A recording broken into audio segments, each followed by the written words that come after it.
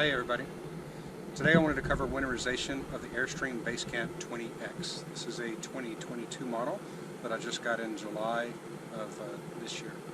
So as we go through, we're going to talk about the method of using AntiFreeze.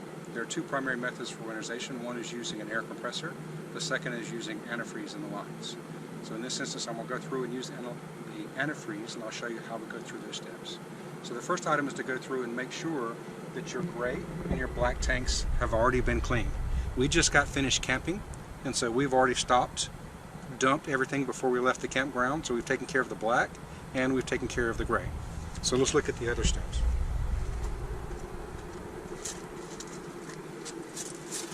Next, you want to come in and you want to drain your freshwater tank. So I've actually already gone back and drained my freshwater tank because I had it close to full from camping, and it takes about an hour and a half for this to slow drain to come out of this tank. So I'll close that back up. The other is you have your low point drains for your water system.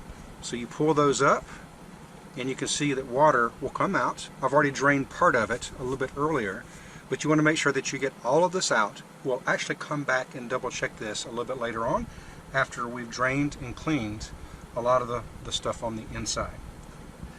The other piece is when we're inside, I'll show you how to drain the hot water tank.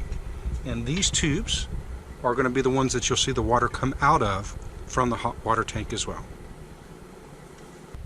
Okay, so the next step, tools you need inside of the Basecamp. So I have a Phillips head screwdriver that I can use for removing some of the screws.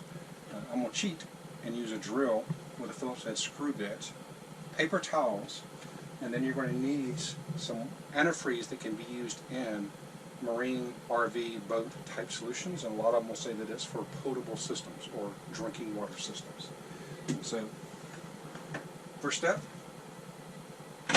this will come back in and we're going to remove the screws. So there are a couple of locations. First, when you lift up the bed, you will find there's screws here, and you will find in each of these locations that there usually is a cover on top of that, just for aesthetics, so you can remove the covers. You'll also see that you had the covers for the screws under this panel. So now I'll go through and I'll remove each of those.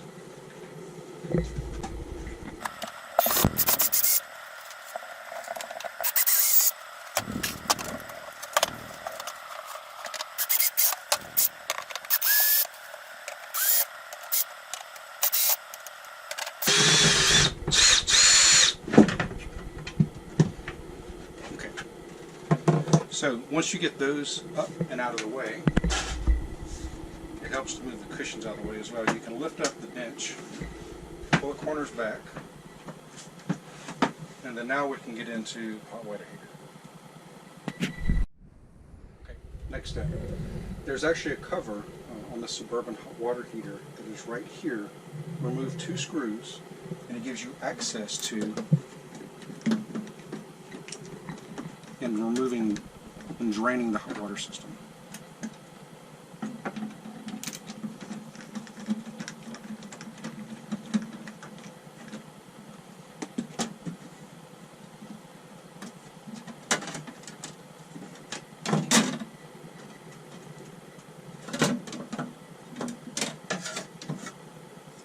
Okay.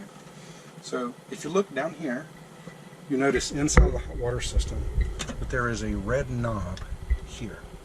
And what I'll end up doing is I'll take this red knob and I'll turn it clockwise.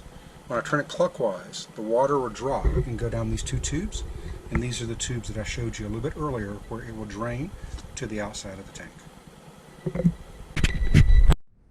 Okay, so now that we're ready to work on the hot water heater, let's talk about the valves. So coming into the hot water heater, there are three primary valves. You have the hot water coming in with the red pipe, you have the cold water coming in with a white pipe, and then you have a mixer. As initially set up, when the valve is turned for the ball joint facing the line, this allows water to go through. If you turn it the opposite direction, this actually closes and stops water coming here. Do the same on both the hot and the cold. This will stop water from coming in, or antifreeze from coming into the hot water heater. What it doesn't allow, though, is the mixing of the water between, or the antifreeze between the cold and the hot. So now I'm going to open the valve, which allows water to come in and mix in between the lines for the water coming from the water pump. Right. So close the hot water, close the cold water, open up the line for the mixing. Okay, so now that we've closed the valves on the hot and the cold, we want to drain the hot water tank. So I'm going to take this red knob and I'm going to turn it to the right, turn it clockwise, and you'll see a little bit of water that's going to come down in these two tubes.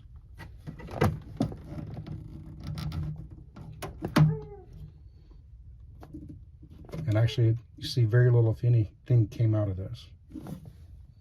See a little bit of a drip of some water.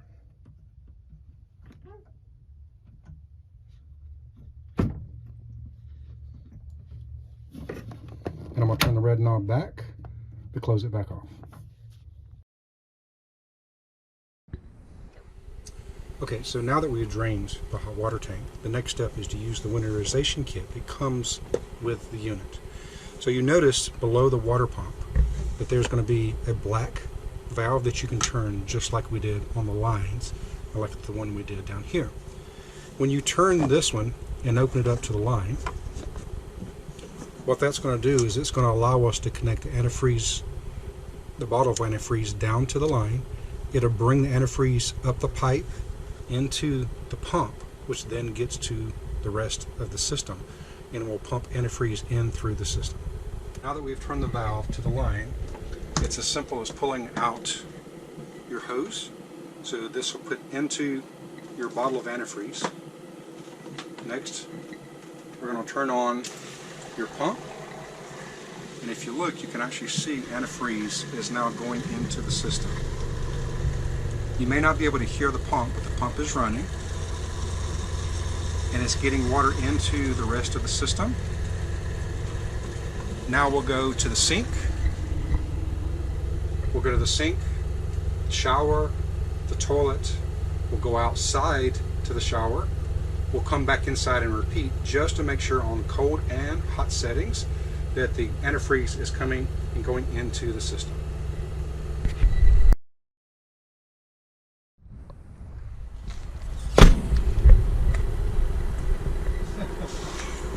I know what happened. I had this on. And so everything came out right here. Take 2 on the antifreeze. Okay, so now you saw my mistake of leaving, not even realizing I had left the outside shower open, and it dumped all of the antifreeze outside. But that's okay. We had a spare bottle with it. So now turn on the pump. It'll prime the system, and it'll pull in anything else. So it's not pulling any more in, so we're done on that side. So now let's come over to the sink.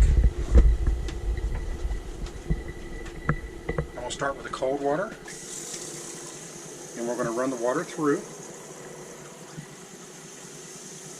until it starts turning pink like the antifreeze. Alright, so I now got pink coming through on cold.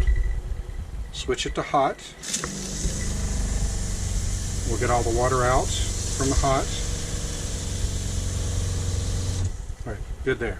Next step is I want to go to the shower. And so what I usually do with the shower is I'll take the shower head and set it to go into the toilet. So we'll turn on the cold.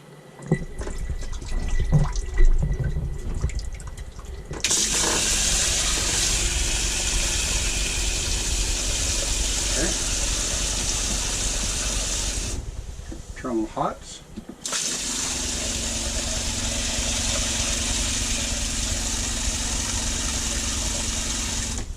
So let's flush the toilet to make sure that we're getting antifreeze out of the hot. Yep, so we're getting antifreeze out of the hot. So we'll flush the toilet.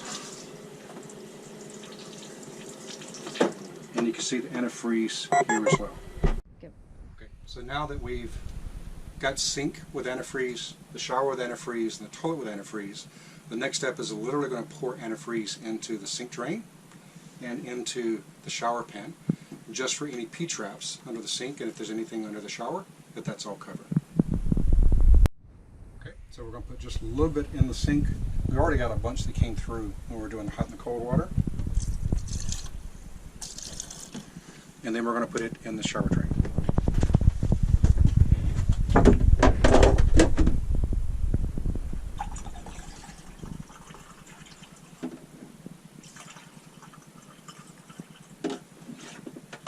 Okay, and make sure two things when you're doing this: clean up in the shower drain because the antifreeze can stain, and two, make sure that you turn off your pump so that you don't have the pump just sitting there and running.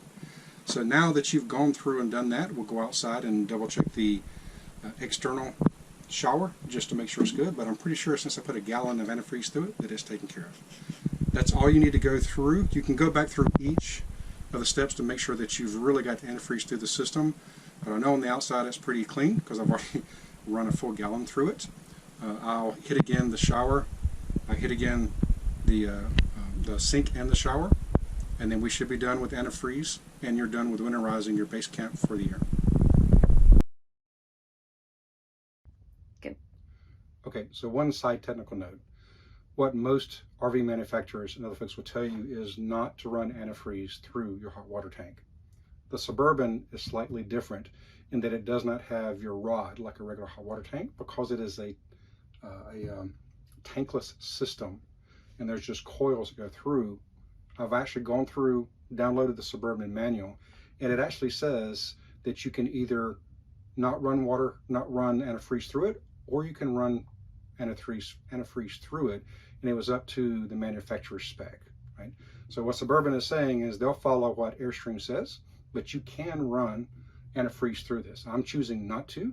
I'm just going to leave it drained and leave it where there's no water in it, but technically their manual says that you could run antifreeze through the hot water tank.